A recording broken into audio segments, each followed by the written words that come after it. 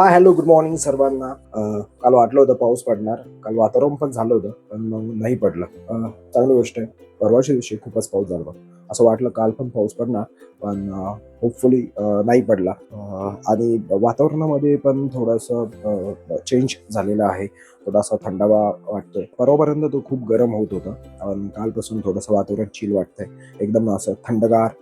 चांगली गोष्ट आहे. सो आता मी जस्ट रेडी झालो आहे. सकाळची जी सुरुवात आहे ती मी वाचन करून करतो. सो मला वाचायची खूप आवड आहे. तो जेणेकरून मी कालच्या ब्लॉगमध्ये सुद्धा सांगितलं होतं, मी भगवद्गीता वाचतो. सो असंच तुम्ही पण बघितलं असं ब्लॉग, तर नक्कीच तुम्ही पण स्टार्ट करा वाचण्यासाठी. सध्या मी कर्मयोग या अध्यायामधले श्लोक वाचतोय.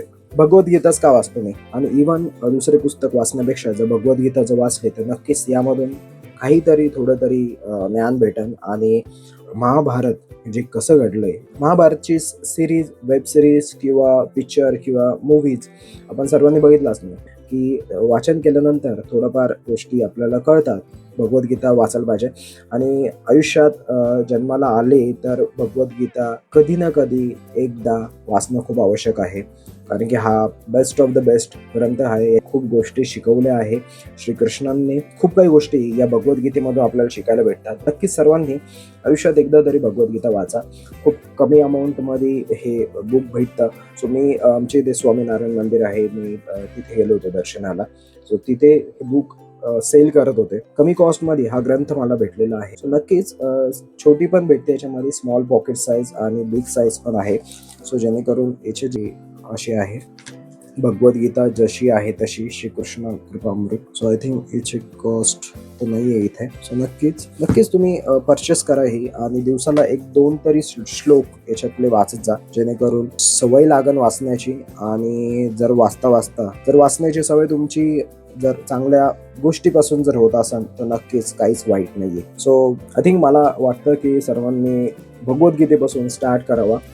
थोडं तोडकं मोडकं जरी बोलता आलं संस्कृत, काही प्रॉब्लेम नाहीये, पण एकदा स्टार्ट करा. सो तुम्हाला सवय पण लागणार. आणि सकाळी हा ग्रंथ वाचला, बस best of the best moment आहे लाईफमध्ये ही. 1-2 श्लोक रोज वाचा.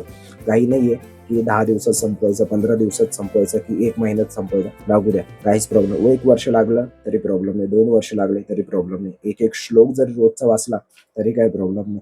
किंवा दिवसाला टार्गेट ठेवायचं, मिनिमम 2 श्लोक, मॅक्स टू मॅक्स छोटे असणार. समरी तर 2, 3, 4, 5 कम्प्लीट करून द्यायचे. सर्वजण स्टार्टिंग करणार भगवद्गीता वाचण्यासाठी.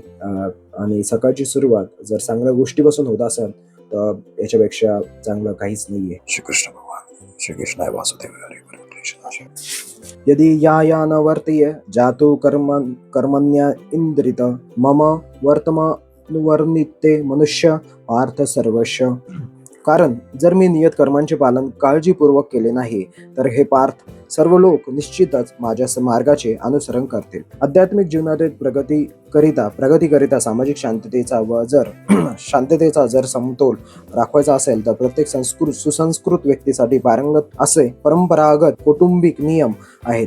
जरी असे नीतिमय भगवान श्रीकृष्णांसाठी नसून बद्ध जीवांसाठी असले तरी ते धर्माचे संस्थापन करण्यासाठी अवतरित झाले होते. म्हणून त्यांनी सर्व नियमांचे पालन केले. अन्यथा ते सर्वश्रेष्ठ अधिकारी असल्यामुळे सामान्य लोकांनी त्यांच्या पदच केले असते. श्रीमद भागवतावरून आपल्याला समजते की भगवान श्रीकृष्ण गृहस्थाश्रमीयाने पाळावयाचे सर्व धार्मिक कर्तव्यांचे पालन करीत होते. अनावश्यक लोकसंख्या उत्पन्न करण्यास मीच कारणीभूत होईल, आणि त्यामुळे सर्व प्राणीमात्रांच्या शांततेचा मी वर्ण सडकर म्हणजे अनावश्यक लोकसंख्या होय. बघा, आजच्या श्लोकामध्ये सर्वात खूप महत्वाची गोष्ट सांगितली आहे. वर्ण सडकर म्हणजे अनावश्यक लोकसंख्या होय. जसं आजच्या काळामध्ये, जसं तुम्ही आता बघता की जगात खूप लोकसंख्या वाढलेली, त्याच उद्देशाने हा श्लोक आहे, जे सामान्य समाजाची शांतता भंग करते. सामाजिक अशांततेचा प्रतिबंध करण्यासाठी शास्त्राप्रमाणे नीती नियम आहेत, ज्यामुळे प्रजा आपोआपच शांत आणि जीवनात आध्यात्मिक प्रगतीकरिता संघटित होऊ शकते. भगवान श्रीकृष्ण अवतरित होतात तेव्हा स्वाभाविकपणेच विधिविधानांचे पालन करतात, कारण त्यांना अशा महत्वाच्या कृत्यांची आवश्यकता आणि प्रतिष्ठा राखवायची असते. भगवंत सर्व जीवांचे पिता आहेत, आणि जर सर्व जीवांची दिशाभूल झाली तर अप्रत्यक्षपणे त्याचे दायित्व भगवंतांकडेच जाते. म्हणून जेव्हा अशा नियामक तत्वांविषयी सर्वसाधारणपणे अनादर निर्माण होतो, जेव्हा समाजामध्ये सुधारणा करण्यासाठी स्वतः भगवंत अवतरित होतात. तथापि आपण काळजीपूर्वक जाणले पाहिजे की जरी आपण भगवंतांच्या पदचिन्हांचे अनुसरण केले पाहिजे, तरी आपण त्यांचे अनुकरण करू शकत नाही.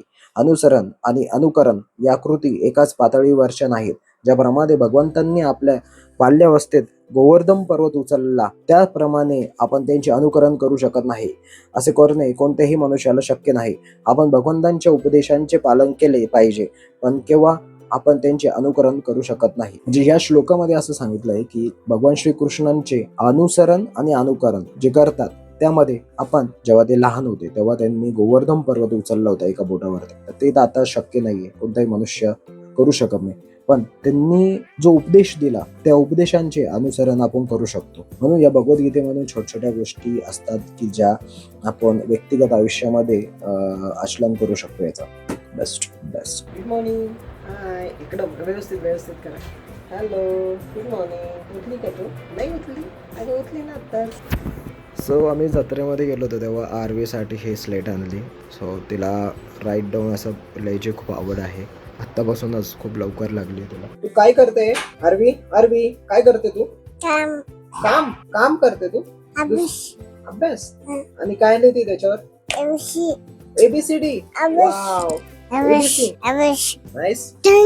ABC राईट डाऊन कर ABC. अरू, हे काय आहे? अबेश. काय खाते माऊ? शांदा कांदा. 2000 years later. आजचा ब्लॉग काही खास नाही आहे. मॉर्निंगला थोडंसं शूट केलं, नंतर भरपूर कामं होते, त्याच्यानंतर मी अजिबात शूट नाही केला. सो आत्ताच मी आलो आहे. सो आता मी दुपारी जो ब्लॉग अपलोड केला होता त्याचे आता ॲनालिटिक्स बघतो आहे, नेमकी किती रीच झाले, किती व्ह्यूज आले आणि किती सबस्क्रायबर वाढले आहे ते मी तुम्हाला पण दाखवतो. येस, दुपारचा जो व्लॉग अपलोड केला होता एडिटिंगमध्ये साऊंड इश्यू आहे, त्याला ऑलमोस्ट 52 व्ह्यूज आले, 2 कमेंट आले आहे. आणि परवाचा जो व्लॉग होता माय फर्स्ट व्लॉग, त्याला ऑलमोस्ट 96 व्ह्यूज आले. ठीक आहे, स्टार्टिंगला असं होतंच, हळूहळू वाढतीनच. आणि फर्स्ट याला 13 लाईक्स आणि दुसऱ्याला 19 लाईक्स. Yes, good. सो किती?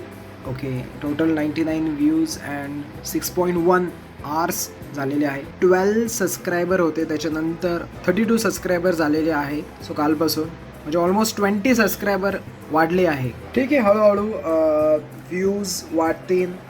डेली व्लॉग्स मी टाकणार आहे, तर असं सबस्क्राईब करा माझ्या यूट्यूब चॅनलला. आणि अजून एक गोष्ट, माझे 2 यूट्यूब चॅनल आहे. एक निनाद निकम, ज्यावरती मी मोटिवेशनल व्हिडिओज अपलोड करतो, आणि दुसरा जो आहे तो निनाद निकम व्लॉग्स, त्यावर डेली व्लॉग्स मी अपलोड करतो. सो तुम्ही दोन्ही चॅनल्सला सबस्क्राईब करून घ्या. एकीकडे मी मोटिवेशनल व्हिडिओज टाकत राहतो आणि दुसरीकडे डेली व्लॉग्स राहणार. सो हे सांगून देतो म्हणजे जेणेकरून कसं कन्फ्युजन नको व्हायला की नेमकी चॅनल कोणतं आहे. पण दोन्ही चॅनल माझेच आहे. ते यूट्यूब चॅनल हे कधी पण स्लोली ग्रो करत राहतं. एकाच दिवशी तुम्हाला 100 सबस्क्रायबर्स, 1000 व्ह्यूज असं कधी येत नाही. सो कालपासून माझे जे चॅनलचे जे सबस्क्रायबर आहे ते ऑलमोस्ट 20 इन्क्रीज झालेले आहेत. So thanks a lot. सर्वात महत्त्वाचं म्हणजे व्हिडिओ 1-2 मिनिट बघू नका, पूर्ण व्हिडिओ बघत जा. सो आय थिंक आजच्यासाठी एवढंच. नक्कीच उद्याच्या ब्लॉगमध्ये मी ट्रॅव्हल करणार आहे, तर तुम्हाला अजून जास्तीत जास्त आणि चांगलं बघायला भेटणार. Thank you so much till now. Please like the video, subscribe करा चॅनलला, कॉमेंट करा आणि असं शेअर करा. Thank you so much. Good night everyone.